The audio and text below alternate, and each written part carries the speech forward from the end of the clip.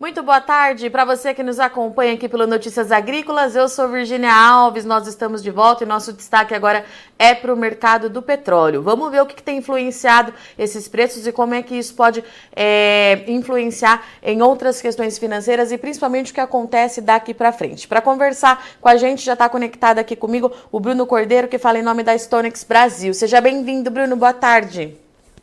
Boa tarde, Virginia. Boa tarde a todos que estão nos assistindo. É um prazer estar aqui. Bruno, vamos lá então. Vou começar o nosso bate-papo, já que faz tempo que a gente não se fala, pedindo para você explicar o que aconteceu nas últimas semanas, em que ponto do mercado do petróleo que nós estamos hoje. Pode ser? Claro, vamos lá. Vamos lá. Bom, o mercado, explicando até um pouquinho, remontando o que a gente viu na semana passada, né? Os preços eles estavam bem sustentados até o início da semana passada. No entanto, a gente teve, né, novas notícias relacionadas à reunião da OPEP+. A OPEP+, acaba sendo o principal grupo produtivo do mundo, né, de petróleo, e eles anunciaram uma redução dos seus cortes voluntários, né, cortes que unilateralmente alguns países membros promovem sobre a sua oferta, anunciaram esses cortes, o início da redução desses cortes voluntários a partir de outubro desse ano. Era uma notícia que não era esperada pelo mercado, né? O mercado vinha com a expectativa de que a OPEP+, ela promoveria uma oferta menor do que ela decidiu, né, ofertar agora a partir do quarto trimestre desse ano, e isso acabou trazendo um forte receio para os agentes financeiros. Então, o que a gente observou na semana passada foi uma forte derrubada das cotações do petróleo, né, que no início dessa semana vira um cenário contrário, né, vira um cenário aí de forte recuperação. Essa forte recuperação, e é o cenário que a gente foi observando ao longo das últimas sessões, até a interrupção observada hoje, né, ela se dá por uma perspectiva de que, apesar da oferta de petróleo pela OPEP+, tender a diminuir no quarto trimestre, a gente está num cenário de um balanço mais apertado para o petróleo ao longo do segundo e do terceiro trimestre desse ano. Seja pelo lado da oferta, né, uma oferta mais apertada aí em relação ao PEP+, seja pelo lado da demanda, dado que a gente está chegando no momento agora do mercado global de petróleo, em que há um aumento sazonal da demanda pela commodity nos Estados Unidos, em meio também ao crescimento do consumo de gasolina no país, né? Nos Estados Unidos a gente tem o período que é chamado de driving season, que ocorre aí entre o segundo e o terceiro trimestre do ano, e costuma refletir um aumento das viagens de verão, tá? Portanto, esse aumento das viagens acarreta crescimento do consumo de gasolina, pressionando também, né, o lado da oferta de gasolina que é garantida através do refino do petróleo. Então a gente está num cenário em que houve uma queda muito brusca na semana passada e nessa semana a gente viu uma recuperação das cotações realizada por essa perspectiva de um mercado mais apertado no curto prazo. Especialmente hoje a gente está tendo um cenário de mais estabilidade para os preços, né, Bruno? É mercado sem Exatamente. novidade, é isso? Isso, o que aconteceu hoje, na realidade, é um pouco do reflexo do mercado de ontem, né? Ontem a gente teve um mercado suportado, esse suporte ele veio para além da questão da expectativa de uma demanda mais positiva por gasolina, né? Ele também veio em meio à divulgação de dados de inflação nos Estados Unidos, né? Os dados de inflação norte-americanos, eles vieram abaixo do esperado, tá?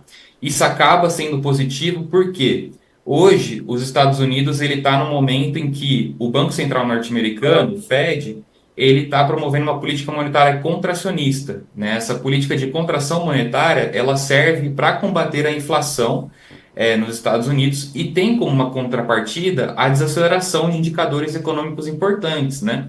Principalmente relacionados aí à indústria e a serviços, tá? Então, a perspectiva do mercado era de que uma redução, uma posição melhor da inflação, né, frente ao que era esperado pelo mercado, geraria uma tomada de decisão diferente por parte do Banco Central, né? Ele adotaria outras medidas monetárias que não afetassem tanto a economia. No entanto, a gente viu no final da tarde de ontem, né, o discurso do presidente do Banco Central norte-americano afirmando que eles devem manter essa política monetária por um período maior, por um período mais longo, iniciando os cortes da taxa de juros ali para o final de 2024 e início de 2025. Então, a gente teve um reflexo positivo ontem em meio aos indicadores mais positivos na frente da inflação, e hoje o mercado ele acabou recebendo, né, mais essa pressão pelo lado das falas do presidente do Fed. Então, é até importante explicar, né, que o mercado de petróleo ele acaba sendo muito afetado por fatores exógenos, por fatores que não são Sim. especificamente relacionados a fundamento do mercado de petróleo, mas que eventualmente podem afetar, né, seja o lado da oferta e seja o lado da demanda. O que a gente está vendo é que as falas, né, do presidente do Banco Central acabaram afetando as perspectivas em relação à demanda pela commodity, e hoje a gente vê um cenário misto, né, operando em patamares ali estáveis. Era isso que eu ia te perguntar. Diante de todas essas informações, no médio prazo, o que a gente pode ter aí como tendência para esse mercado, Bruno? Vamos lá, no médio prazo, a gente tem uma tendência de um balanço mais apertado, tá? Sazonalmente, a gente tem um crescimento da demanda global por petróleo ao longo do segundo e terceiro trimestre. Então, há uma tendência de que esse balanço ele se mantenha, né, mais apertado, um consumo crescendo de forma mais acelerada, não só nos Estados Unidos, como também na Ásia, né? A Ásia, principalmente a China e a Índia, vem demandando bastante petróleo e devem ter um consumo recorde aí para 2024 e também para o ano que vem. Então, a gente vê um cenário de um balanço, né, como eu comentei, mais apertado, com o consumo crescendo. Isso deve garantir que os preços se mantenham nos patamares sustentados, né, em patamares bem altos, como a gente vem observando hoje, tá? A partir do quarto trimestre, com essa entrada, né, com essa redução dos cortes voluntários da OPEP, com uma entrada de fluxo maior de barris para o mercado, a gente pode observar uma tendência aí de pressão às cotações, tá? Então hoje, né, curto, médio prazo, olhando para o segundo e terceiro trimestre principalmente, os preços provavelmente devem se manter nesses patamares suportados, como eu comentei. Uhum. A partir do quarto trimestre, a gente pode ver um cenário de pressões baixistas, né, geradas por esse relaxamento do balanço, né, por uma perspectiva de que a gente tem um fluxo maior de oferta chegando, tá, a diversas regiões, sejam economias centrais ali, sejam economias emergentes, e devido a isso a gente deve ter, portanto, uma perspectiva de um mercado mais bem abastecido. Bruno, tem algum fator que faria esse jogo virar, que mudaria todo esse cenário? Alguma notícia que viesse a chegar, que faria a gente olhar para uma outra direção?